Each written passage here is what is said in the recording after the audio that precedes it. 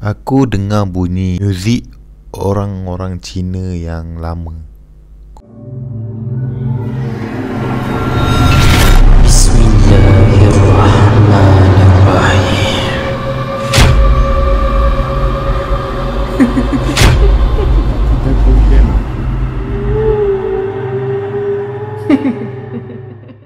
Hello, Assalamualaikum warahmatullahi wabarakatuh. Welcome back to my channel Faris Ikram. Okay guys, terima kasih sebab masih stay lagi dengan channel aku. And for yang baru sampai ke channel aku, jangan lupa tekan like, share and subscribe, okay? And jangan lupa tekan notification, turn on all notification. Alright. Okay, untuk video kita pada hari ni, kita akan menceritakan tentang tajuk layan.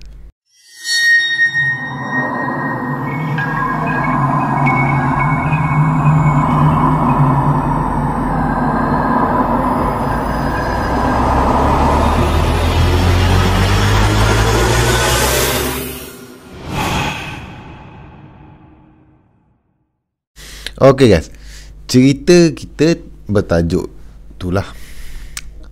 Cerita ni dikongsikan dengan aku oleh seorang pemuda. Seorang pemuda lah. Dia share dengan aku cerita ni.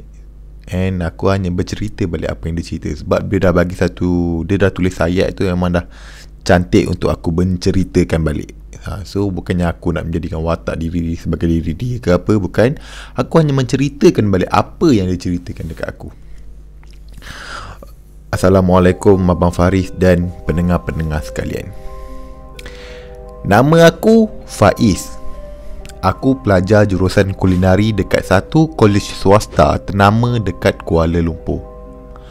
Nak dipendekkan cerita, sem terakhir aku belajar, bermulalah kisah aku jadi student internship dekat mana-mana hotel. Nak jadikan cerita, aku pilih hotel area Putrajaya sebab dekat dengan rumah kakak aku.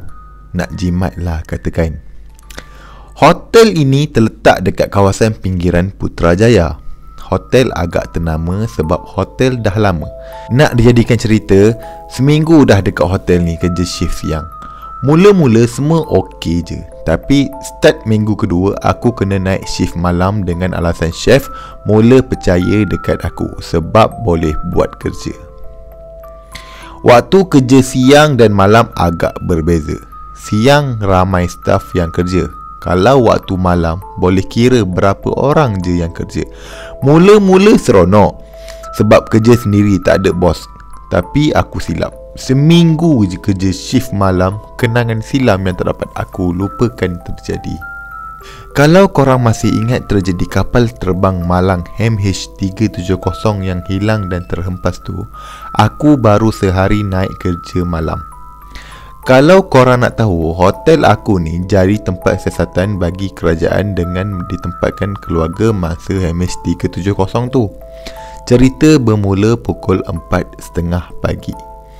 Aku dengan chef hotel pergi hantar makanan sarapan pagi buat pihak siasatan MH370 tu. Kalau korang nak tahu, dekat hotel akan ada jalan tikus yang membolehkan staf lalu ikut jalan dalam. Dari dapur ke dewan untuk hantar makanan tu agak jauh, ambil masa dekat 15 minit untuk turun naik lift. Pagi tu semua normal sebab buat kerja berdua dengan chef hotel. Malam kedua aku kena hantar sendiri sebab chef hotel tu banyak kerja. Jam 4.30 pagi, start tolak troli yang penuh dengan makanan yang dah siap dibungkus dengan plastik wrapping. Mula-mula waktu tolak troli dah terasa kelainan. Kawasan Nyas malam lalu suhu tak sejuk mana. Tiba-tiba terasa sejuk lain macam dengan lampu tiba-tiba berkelip-kelip. Aku masih buat tak tahu, cuba beranikan diri naik lift dan tekan tingkat 4. Dalam lift suasana memang seram sejuk, tapi masih acah-acah meranikan diri. Sampai dekat dewan siasatan tu, prosedur memang kena tinggal IC dan handphone dekat meja luar. Dan waktu aku tinggal tu, ada seorang anggota polis duduk tunggu sambil muka hadap ke bawah. Tak kata apa-apa, cuma je yang keluar dari mulut dia waktu aku minta kebenaran nak masuk. Bila masuk dalam bilik tu, memang penuh dengan komputer macam dalam TV. Siap ada papan whiteboard yang penuh dengan gambar dan lukisan kapal terbang. Tengah syok susun barang makanan, aku tersentap terkejut bila ada polis tepuk dari belakang sambil sound, macam mana aku boleh masuk dengan siapa aku minta kebenaran. Aku pun cerita dengan polis yang duduk dekat kursi luar tu. Polis tu diam dan terus cakap yang diorang kerja bertiga malam tu, dan waktu aku datang diorang semua pergi merokok. Nak dijadikan cerita, tu kes pertama aku kena kacau yang betul jadi depan mata.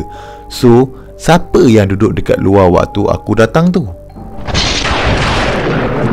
Kau faham? Dia cakap dia pergi hantar makanan tu. Waktu dia hantar makanan tu, ada seorang anggota polis yang duduk dekat luar. Dia cakap bila dia hantar makanan tu, dah ada seorang pegawai polis yang kat depan tu yang tengah tunduk kepala macam ni, and kan dia untuk bagi kebenaran dia untuk masuk. Tapi polis yang datang sergah dia tu cakap dia bekerja bertiga je, and bertiga-tiga orang tu pergi isap rokok dekat luar waktu dia datang tu. And dengan siapa dia minta kebenaran? Lepas tu dia cakap malam tu jadi macam tu je lah. And malam ketiga aku kerja macam biasa. Masuk pukul 11 malam. Malam tu budak pastri buat hal. Senang cakap, lari malam, berhenti tanpa letak notis. Jadi malam tu aku kena masuk ganti budak pastri tu. Dah lah tak tahu apa-apa pasal pastri punya barang. Aku pun buat yang mana tahu je lah. Bakar dalam oven semua roti yang dah separuh masak. Jam tunjuk pukul 3 pagi. Kitchen pastri ni agak jauh dari kitchen yang lain, jadi aku menjerit pun orang susah nak dengar. Kitchen pastri ni special sikit sebab ada bilik coklat. Bilik ni untuk chef guna sediakan coklat dan office buat chef dekat situ. Pagi tu dengar macam ada orang dalam tu tengah buat kerja, padahal aku seorang je yang duduk situ. Tak lama lepas tu bunyi radio terbuka, dan yang paling best, lagu dia lagu Cina zaman dulu kala. Aku cuba buka bilik coklat tu, tapi berkunci sebab chef tak nak orang masuk. Makin lama makin kuat bunyi radio tu, sambil terdengar bisik macam orang Cina berborak gelak mengilai. Hati mula tak tenang, tapi cuba kuatkan diri, beranikan diri juga sebab fikir aku tak kacau dia dan dia takkan kacau aku. Tak lama lepas tu bunyi radio hilang, berganti bunyi mesin grinder. Bunyi mesin grinder kopi bawah meja aku buat kerja. Yang best, tahu aku mesin tu dah bertahun rosak tapi masih disimpan. Aku beranikan diri tengok bawah meja dan apa yang aku nampak, ada susuk badan berkaki panjang, panjang rambut serabai tengah senyum pandang aku. Belum sempat dia buat apa, aku terus lari pergi kitchen lain minta tolong. Dan malam tu aku dengan chef kitchen lain tolong sambil temankan aku siapkan barang pastri, walaupun hati masih takut dengan kes sebelumnya. Malam seterusnya aku ditempatkan di kitchen cool. Kalau korang nak tahu, kitchen cool ni dia yang tempat disediakan segala buah dan sayur-sayuran, salad. Macam biasa, start kerja pukul 11 malam. Budak kerja siang buat perangai game budak kerja malam. Tak sediakan buah dan sayur dalam kitchen. Jadi terpaksalah aku dengan chef kerja malam siapkan. Dan yang tak seronok, barang semua dekat freezer utama. Freezer utama ni agak jauh dari kitchen kita orang. Jadi lepas pukul 12 jarang ada orang masuk sebab freezer hotel agak besar sampai korang boleh masuk dalam tu. Nak dijadikan cerita, aku kena paksa pergi ambil barang tu seorang. Kalau korang nak tahu, troli yang kita orang gunakan agak besar, sampai boleh buat berpuluh-puluh biji buah dalam satu masa, dan troli tu ada 3 tingkat. Kalau siapa yang kerja hotel mesti tahu punya. Aku pun buat selamba macam biasa, tolak troli, pergi freezer utama. Bayangkan keadaan sejuk macam dalam peti ais. Ditambah pula dengan lampu kuning suram, memang agak seram. Aku mula masukkan barang dalam troli dan bahagian atas sekali aku isi buah yang dalam bakul dan bertingkat. Tengah tunduk masukkan barang dekat bahagian bawah, aku dapat rasakan ada benda yang tengah jengah aku dari atas troli sekali. Kalau korang nak tahu, troli ni memang tinggi, sampaikan lagi tinggi dari aku sebab letak bertingkat. Aku cuba toleh sikit pandang ke arah atas dan sangkaan aku betul. Benda yang sama aku jumpa waktu jaga kitchen pastry tu. Dia duduk macam mencangkung sambil memandang ke arah aku. Tapi aku buat tak tahu dan buat tak nampak sambil dalam hati baca ayat kursi berulang kali. Aku tarik troli perlahan sampai dekat tempat terang, barulah benda tu hilang. Sampai dekat kitchen, muka aku dah pucat. Tapi aku diamkan je, tak nak cerita dekat orang. Malam seterusnya, aku kerja macam biasa. Tiada gangguan yang serius. Cuma ternampak kelibat orang tengah mandi pukul 3 pagi dekat kolam mandi. Restoran hotel ni betul berada di atas dekat dengan swimming pool. Dan nak dijadikan cerita, malam tu nak sediakan barang untuk breakfast. Tiba-tiba kawan aku panggil. Dia tunjuk perempuan tengah berenang, tapi rambut dia panjang sampai ke kaki, menutupi seluruh badan dia. Aku yang pura-pura berani cuba tenangkan keadaan dan terus beredar dari situ. Kawan aku masih diam 1000 bahasa sampai ke pagi akibat ketakutan. Malam seterusnya, jam 10.30 malam, aku sampai tempat parking bawah tanah. Tiba-tiba aku terdengar suara orang berborak riuh di sebalik tiang. Aku cuba menegur. Wow, meriah borak, kutuk bos ke? Tiba di sebalik tiang keadaan tiba-tiba menjadi sunyi. Tak kelihatan seorang pun di situ, hanya aku sendiri. Aku teruskan perjalanan seperti biasa. Aku terus pergi ke laundry untuk mengambil baju chef yang dah siap dicuci. Masuk di dalam loker, keadaan sama. Suasana riuh seperti orang berborak, tetapi bila melalui satu persatu lorong, tiada siapa pun yang kelihatan. Bulu roma mula menegak dan hati mula tak tenang. Aku mempercepatkan menukar baju dan waktu hendak keluar dari bilik loker, akan kelihatan cermin besar dan kelihatan susuk tubuh manusia berbaju chef duduk sambil kepala menunduk di dalam cermin. Aku berlari keluar dan menceritakan kepada chef yang bekerja malam tu. Dia cuma senyum seperti sudah amat lali dengan apa yang aku lalui. Jam menunjukkan 6.30 pagi. Aku ke surau untuk solat subuh. Keadaan surau yang terang membuatkan aku seperti tiada apa. Pada rakaat kedua, tiba-tiba terasa ada orang lain di belakang seperti menumpang solat sekali berimamkan aku. Aku menghabiskan solat subuh seperti biasa sambil memesan dia makhluk Allah yang lain, tapi baik mahu solat. Malam terakhir kerja shift malam, aku masih di kitchen cold dan jam menunjukkan tepat 4.50 pagi.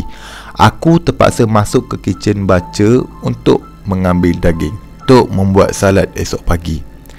Kalau korang nak tahu, kitchen butcher ni memang seram sebab dekat sini penyediaan segala daging. Dan yang paling penting, sini kawasan yang banyak darah mengalir. Darah ayam, darah ikan dan darah segala binatang akan disediakan di sini. Masuk sahaja aku dah rasa seram sejuk sebab bau hamis darah yang agak kuat. Aku masuk freezer untuk ambil daging untuk buat salad tu. Dan apa yang agak terkejut, bila pintu freezer seperti dikunci dari luar. Pada mulanya, aku sangkakan chef dekat situ bergurau. Tapi hampir 5 minit aku cuba tolak untuk buka pintu tu, tak terbuka. Hati mula risau. Aku dapat rasakan ada benda yang sedang mengacau aku. Keadaan sejuk dalam freezer seawal jam 5 pagi teramatlah menyeksakan.